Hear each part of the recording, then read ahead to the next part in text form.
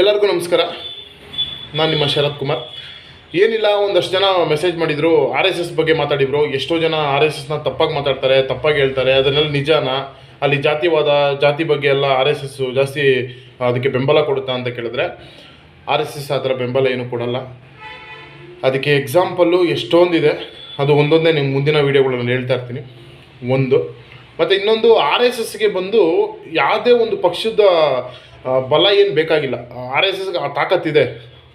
ಅವರು 10 ಕೋಟಿ ಮೆಂಬರ್ ನಿಂತ್ಕೊಂಡಿದ್ದಾರೆ. ಒಂದು ಚಿಕ್ಕ ಮ್ಯಾಟ್ರಲ್ಲ ಅದು. 10 ಕೋಟಿ ಜನ ಆರ್ ಎಸ್ ಎಸ್ ಅಲ್ಲಿದ್ದಾರೆ. ಸೊ ನಾವು ಅವ್ರನ್ನ ನೋಡಿದಾಗ ಅವರೆಲ್ಲ ಏನು ಜಾತಿಯಿಂದ ಸೇರಿದ್ದೋ ಇನ್ನೊಂದೇನಿಂದ ಸೇರಿಲ್ಲ, ಒಂದು ಶಿಸ್ತು ಕಲಿತಾರೆ. ಆರ್ ಎಸ್ ಎಸ್ ಅಂದರೆ ಒಂದು ಶಿಸ್ತು. ಮತ್ತು ಆರ್ ಎಸ್ ಎಸ್ ಅಷ್ಟು ಕೆಟ್ಟದಾ? ಎಷ್ಟು ಜನ ಹೇಳ್ತಾರೆ ಕೆಟ್ಟದ್ದು ಆರ್ ಎಸ್ ಎಸ್ ಅಂದರೆ. 100% ಕೆಟ್ಟದಲ್ಲ. ಯಾಕೆಂದರೆ ಆರ್ ಎಸ್ ಎಸ್ ಬಗ್ಗೆ ಗೊತ್ತಿಲ್ಲದೆ ಇರೋರು ಮಾತಾಡ್ತಾರೆ. ಬಟ್ ಗೊತ್ತಿರೋರು ನೀವು ಹೋಗಿ ಒಂದು ಸ್ವಲ್ಪ ತಿಳ್ಕೊಳ್ಳಿ. ಆರ್ ಎಸ್ ಎಸ್ ಬಗ್ಗೆ ತಿಳ್ಕೊಂಡು ತಪ್ಪು ಸರಿ ಹೇಳಿ. ಗೊತ್ತಿಲ್ಲದೇ ಇದು ಆರ್ ಎಸ್ ಎಸ್ ತಪ್ಪು, ಆರ್ ಎಸ್ ಎಸ್ ತಪ್ಪು ಅಂತ ಹೇಳ್ತಾರೆ. ಮತ್ತು ಇನ್ನೊಂದಷ್ಟು ಪೊಲಿಟಿಕಲ್ ಲೀಡರ್ಸ್ಗಳು ಹೇಳ್ತಾರೆ ಆರ್ ಎಸ್ ಎಸ್ ತುಂಬ ದೊಡ್ಡ ಏನೋ ದೇಶದ್ರೋಹದ ಕೆಲಸ ಮಾಡ್ತಾಯಿದೆ ಅಂತಾರೆ. ದೇಶದ್ರೋಹದ ಕೆಲಸ ಏನು ಗೊತ್ತಾ? ಈ ಸಿದ್ಧಾಂತಗಳು ಅಂತ ನಂಬ್ತಾರೆ ಗೊತ್ತಾ? ಸಿದ್ಧಾಂತಗಳು ಅವ್ರವ್ರ ಪಕ್ಷಕ್ಕೆ ಸಿದ್ಧಾಂತಗಳು ಇಟ್ಕೊಂಡಿರ್ತಾರೆ.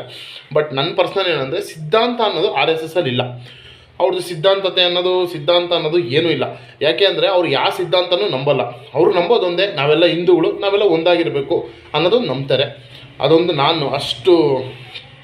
ನಾನು ಹುಡುಕಿದಾಗ ನನಗೆ ಸಿಕ್ಕಿದಂಥ ಒಂದಷ್ಟು ಇನ್ಫಾರ್ಮೇಷನ್ ಇದು ಒಂದು. ಮತ್ತು ಆರ್ ಎಸ್ ಎಸ್ಸಿಂದ ಒಳ್ಳೆಯದೇ ಆಗಿಲ್ವ ಅಂದರೆ ಖಂಡಿತ ಆಗಿದೆ. ಅದ್ರ ಬಗ್ಗೆ ನಾನು ಮುಂದಿನ ವೀಡಿಯೋಗಳಲ್ಲಿ ಹೇಳೋಕ್ಕೆ ಇಷ್ಟಪಡ್ತೀನಿ. ಯಾಕೆಂದರೆ ಇನ್ನೂ ಸರ್ಚ್ ಮಾಡ್ತಾಯಿದ್ದೀನಿ, ಗೊತ್ತಿಲ್ಲದೆ ಹೇಳೋದು ಬೇಡ. ಸೊ ಅದಕ್ಕೋಸ್ಕರ ಒಳ್ಳೆಯದಾಗಿದೆ, ತುಂಬ ಒಳ್ಳೆಯದಾಗಿದೆ. ಸಣ್ಣ ಪುಟ್ಟ ಒಳ್ಳೆಯದಲ್ಲ, ಎಷ್ಟೋ ಜನಕ್ಕೆ ಅಂಗವಿಕಲರಿಗೆ ತುಂಬ ಹೆಲ್ಪ್ ಮಾಡಿದ್ದಾರೆ. ಮತ್ತು ಈ ಅನಾಥ ಮಕ್ಕಳಿಗೆ ತುಂಬ ಹೆಲ್ಪ್ ಮಾಡಿದ್ದಾರೆ. ಮತ್ತು ಯಾವುದೋ ಒಂದು ಇವಾಗ ಚೆನ್ನೈಯಲ್ಲಿ ಒಂದು ರೀಸೆಂಟಾಗಿ ಒಂದಷ್ಟು ಪ್ರಾಬ್ಲಮ್ ಆಯಿತು. ಸೊ ಆವಾಗ ಹೋದರು. ಕರೂರಲ್ಲಿ ಪ್ರಾಬ್ಲಮ್ ಆಯಿತು, ಅವಾಗ ಹೋದರು. ಸೊ ಈ ಥರ ಚಿಕ್ಕ ವಿಚಾರಗಳು ತುಂಬ ಇದೆ ಅವ್ರದ್ದು. ಸೊ ನಾನು ಹೇಳೋದಿಷ್ಟೇ, ನೀವು ಯಾವುದೇ ಪಕ್ಷಕ್ಕೆ ಸಪೋರ್ಟ್ ಮಾಡಿ. ಬಟ್ ಆರ್ ಎಸ್ ಎಸ್ಗೆ ವಿರೋಧ ಮಾಡೋದು ಸರಿನಾ ಅಂತ ಕೇಳಿದ್ರೆ ನನ್ನ ಪ್ರಕಾರ ತಪ್ಪೆ. ಯಾಕೆಂದರೆ ಪೊಲಿಟಿಕಲ್ಸ್ ಲೀಡರ್ಸ್ಗಳು ಹೇಳ್ತಾರೆ ಆರ್ ಎಸ್ ಎಸ್ ತುಂಬ ಕೆಟ್ಟದ್ದು, ಆರ್ ಎಸ್ ಎಸ್ನ ನಂಬೇಡಿ ಅಂತ. ಆ್ಯಕ್ಚುಲಿ ಏನಂದರೆ, ಪೊಲಿಟಿಕಲ್ ಡ್ರಾಮಾ ಮಾಡೋಕ್ಕೆ ಬೇರೆ ಏನೂ ಸಿಗದೇ ಇದ್ದಾಗ ಆರ್ ಎಸ್ ಎಸ್ನ ತರ್ತಾರೆ.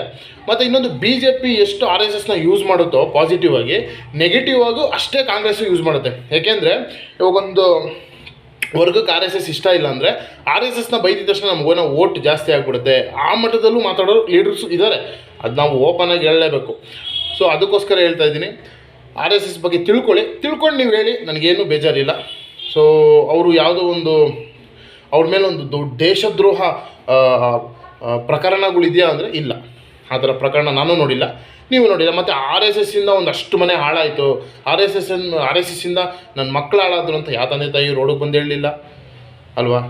ಮೋದಿ ಬಿ ಜೆ ಪಿ ಅಂತ ಏನು ಇವತ್ತು ನಾವು ಹೇಳ್ತೀವಿ, ಆ್ಯಕ್ಚುಲಿ ಹೇಳಬೇಕು ಅಂದರೆ ಇಡೀ ದೇಶದಲ್ಲಿ ಆರ್ ಎಸ್ ಎಸ್ ಪವರ್ ತುಂಬ ಇದೆ.